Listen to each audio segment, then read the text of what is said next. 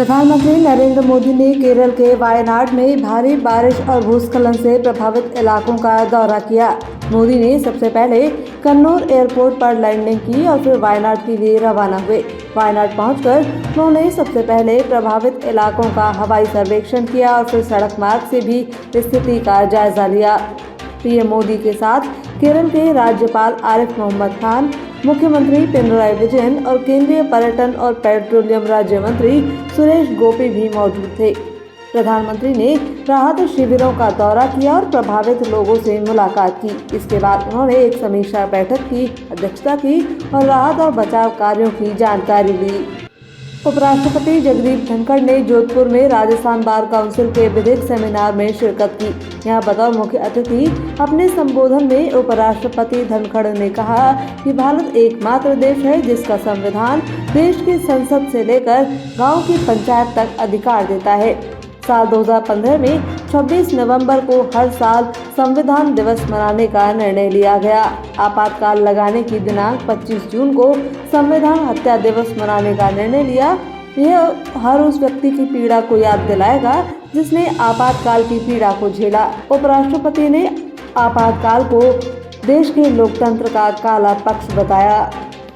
Supreme court की ओर से SC/ST आरक्षण में सब कोटा देने को लेकर दिए गए फैसले पर अब कांग्रेस पार्टी ने अपना रुख स्पष्ट किया है। इसे लेकर कांग्रेस अध्यक्ष मल्लिकार्जुन खड़गे ने कहा कि राजनीतिक आरक्षण के साथ ही शिक्षा और रोजगार में भी आरक्षण एक जरूरी मुद्दा था, लेकिन अब SC/ST के लोगों को क्रीमी लेयर कहकर आरक्षण से बाहर निकालना उनके ऊपर एक बड़ा प्रहार है।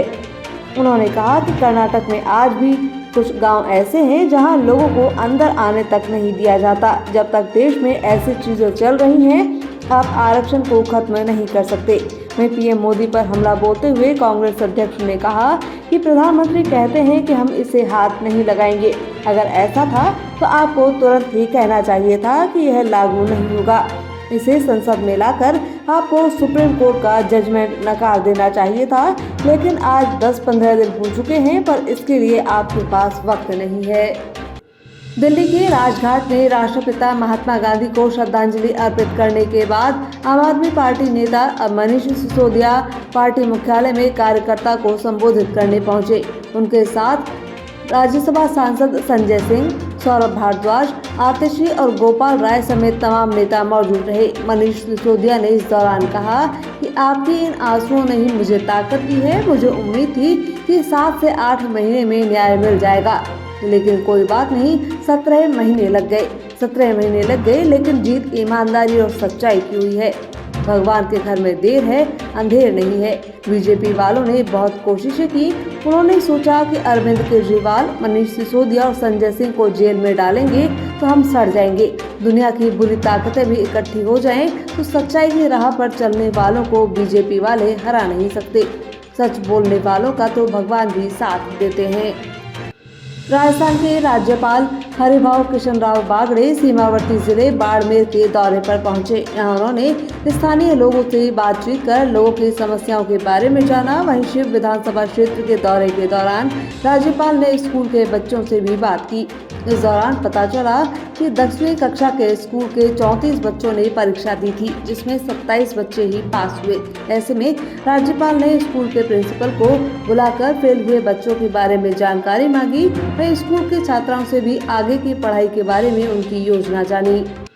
मुख्यमंत्री भजनलाल शर्मा ने वीडियो कॉन्फ्रेंसिंग के जरिए मेड़ता सिटी में आयोजित धन्यवाद सभा को संबोधित किया। इस दौरान मुख्यमंत्री ने कहा कि मैं कार्यक्रम में शामिल होने आ रहा था, लेकिन मौसम खराब होने के चलते वापस लौटना पड़ा। उन्होंने कहा कि यह भक्ति और शक्ति की धरती है। मेड़ता मीराबाई की धरती है। मैं जल्द ही आपके बीच आऊंगा और मीराबाई मंदिर में दर्शन करूंगा। राजस्थान में भी मंदिरों के जीर्णोद्धार का काम हो रहा है। केंद्र और राज्य सरकार ने पैनोरमा पर काम किया। इसी तरह ब्रिज की 84 कोस परिक्रमा मार्ग पर भी विकास कार्य करवाए जा रहे हैं। भाजपा प्रदेश अध्यक्ष मदन राठौड़ ने प्रेस कॉन्फ्रेंस की। इस दौरान उन्होंने भाजपा विधायक अमृतलाल मीणा के निधन पर शोक जताया और विधानसभा उपचुनावों को लेकर कहा कि हमारी सरकार की योजनाओं को लेकर कार्यकर्ता घर घर तक पहुंचेगा, निचले स्तर तक योजनाओं को पहुंचाएगा। मदन राठौड़ ने आगे कहा कि पूरी पार्टी को एकजुट करके पूरी ताकत के साथ क्षेत्र में हम लगेंगे, हम चुनाव जरूर जीतेंगे। राज्यसभा चुनाव को लेकर राठौड़ ने कहा कि इस बारे में कोर कमेटी बैठेगी और कोर कमेटी अपना प्रस्ताव केंद्रीय नेतृत्व को भेजेगी। केंद्रीय नेतृत्व राज्यसभा टिकट को लेकर फैसला लेगा। बहरोड क्षेत्र के गांव अनंतपुरा स्थित महाराणा प्रताप क्षेत्रीय प्रशिक्षण केंद्र में CISF के 9वें बैच के कांस्टेबल और ट्रेडमैन का दीक्षांत परेड समारोह आयोजित किया गया। समारोह में 161 जवानों ने कर्तव्य निष्ठा की शपथ ली। यह बैच 26 फरवरी 2024 को शुरू हुआ था। 24 सप्ताह के कठिन प्रशिक्षण के बाद पास आउट हुआ। समारोह के मुख्य अतिथि CISF के DIG संतोष कुमार चालके ने परेड का निरीक्षण किया। उन्होंने कहा कि CISF पिछले 55 वर्षों से देश की सेवा में लगा हुआ है। करौली जिले में लगातार हो रही बारिश के चलते जगह जगह बाढ़ जैसे हालात बने हुए हैं। इसे देखते हुए पांचरा बांध के 3 गेटों को अब 2-2 फीट के लिए खोलकर 8000 क्यूसेक पानी की निकासी की जा रही है। इसे लेकर जिला प्रशासन और जल संसाधन विभाग ने डाउन स्ट्रीम के लिए अलर्ट जारी किया है। बांध बहाव क्षेत्रों के ग्रामीणों से सावधान रहने की अपील की गई है।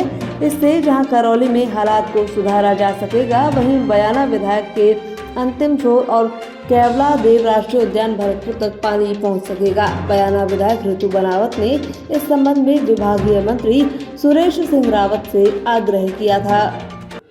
सूरतगढ़ में CMHO डॉक्टर अजय सिंगला ने CHC का औचक निरीक्षण किया। इस दौरान दंत चेयर की मरम्मत करवाने, डिजिटल एक्सरे को मरीजों और संबंधित डॉक्टर्स के WhatsApp मोबाइल पर भेजने के निर्देश दिए।